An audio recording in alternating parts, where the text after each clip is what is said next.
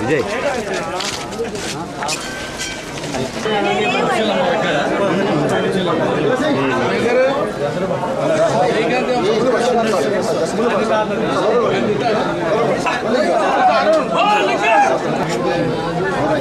ఇష్టం వాళ్ళది ఏమంటాను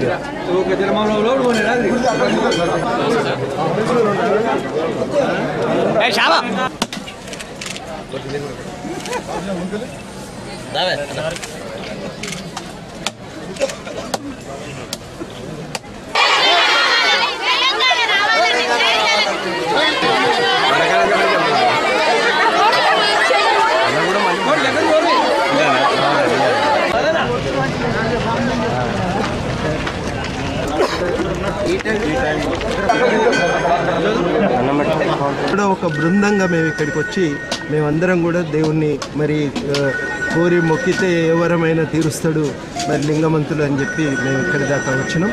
వారి జాతర ఇవాళ తెలంగాణలో ఉన్న సమ్మక్క సారలక్క తర్వాత అతిపెద్ద జాతర ఇక్కడి దాకా వచ్చి తెలంగాణ ఇవ్వాలి అని చెప్పి మేము తెలంగాణ కోసం మేము మొక్కినాం. తప్పనిసరిగా దేవుడు మా కోరిక తీరుస్తాడని విశ్వాసం. వచ్చే సంవత్సరం కల్లా జాతర నాటికి తెలంగాణలో జరుగుతుందని మేము ఆశిస్తున్నాం. అయితే ఇవి సరిపోవు. మేము ప్రభుత్వం ముందు 2 డిమాండ్లు పెడుతున్నాం. మొదటిది ఒక శాశ్వతంగా ఒక మంచినీటి సౌకర్యాన్ని ఇక్కడ ఏర్పాటు చేయాలని కోరుతున్నాం. రెండవది ఏంటంటే దీన్ని కూడా ఒక జాతీయ పండుగ గుర్తించాలని, తద్వారా ప్రభుత్వం కూడా రాష్ట్ర స్థాయి పండుగ గుర్తించాలని, తద్వారా ప్రభుత్వం ఈ పండుగ నిర్వహణ బాధ్యతను పూర్తిగా స్వీకరించడం. అంటే కేవలము నిర్వహణకు ఉద్యోగులను పంపటమే కాక ఖర్చులను కూడా గవర్నమెంటే స్వీకరించి నిర్వహించాలని కూడా మేము ప్రభుత్వాన్ని కోరుతున్నాం. మరి అతిపెద్ద జాతర నిర్వహణ కూడా సరిగ్గా జరిగితే ప్రజల్లో కూడా తాము వచ్చిన కార్యక్రమాన్ని నిర్విఘ్నంగా నిర్వహించుకొని భక్తి శ్రద్ధలతో దేవుణ్ణి కొలిచి వెళ్ళిపోవటానికి వాళ్ళకు కూడా అవకాశం కలుగుతుంది.